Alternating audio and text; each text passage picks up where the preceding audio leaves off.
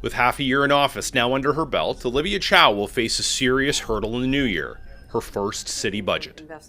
Work on that spending package is already underway, but the new mayor says much of it hinges on details from a new financial deal signed between the province and the city last month, and whether the federal government will come up with $2.7 billion.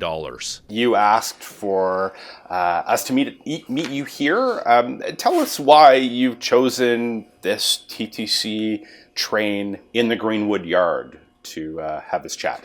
I'm here to illustrate that we have a great TTC system, but we need new subway cars and other investment. And I'm hoping that other levels of government would step up, especially the federal government. On that note, you have had an exceptionally busy fall at City Hall. And the highlight of it, I'm sure, was the new deal that was struck between the province and the federal government, or the province and the city. The federal government was an observer at the table, I understand.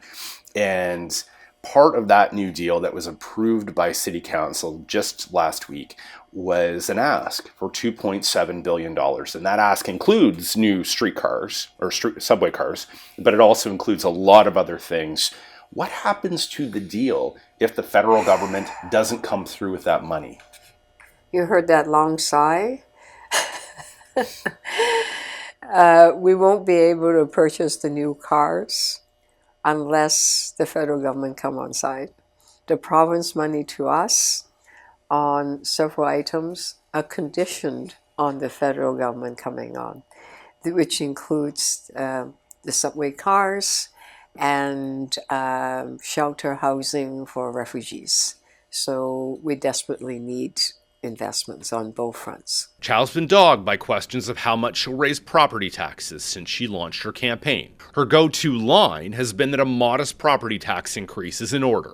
Can you give our viewers a better idea of what a property tax increase might look like? It has been the question that people have been asking you since the election. Well, what you will see on January 8th is a city staff report that would lay out where the money is going to be invested in and how much it might cost taxpayer. The budget committee is going to take a look at it and say, maybe that's too high, too low.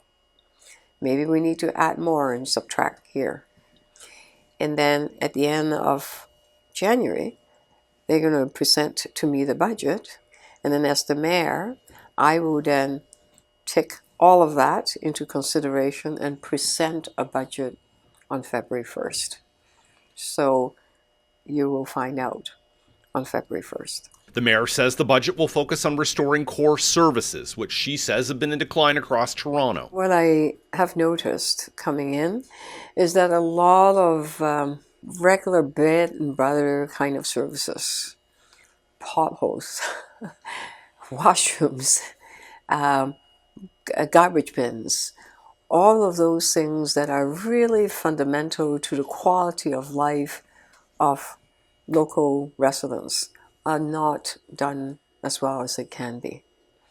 And my commitment is really enhancing those kind of services because they've been cut. In a bid to boost Toronto's finances, city staff are looking into potential new revenue tools, including a tax on commercial parking lots and a land transfer tax aimed at foreign buyers. They're expected to report back on those in the new year. So we'll do our share in terms of, you saw the first thing I did was, okay, take a deep breath, do the mansion tax, the vacancy tax. You have to prove and show that you're willing to pay for things first.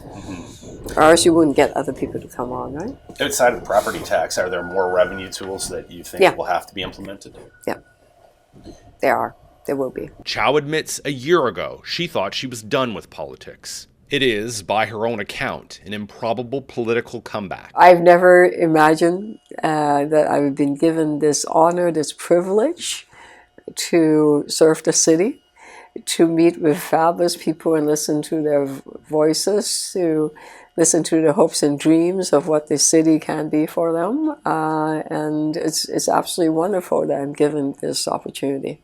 Chow kicks off the budget process on January 10th. She knows she'll be under increasing pressure to address the housing crisis, the growing homelessness problem, and a limited budget. She says she's ready to take on all of that in 2024. Shawn, Jeffords, CBC News, Toronto.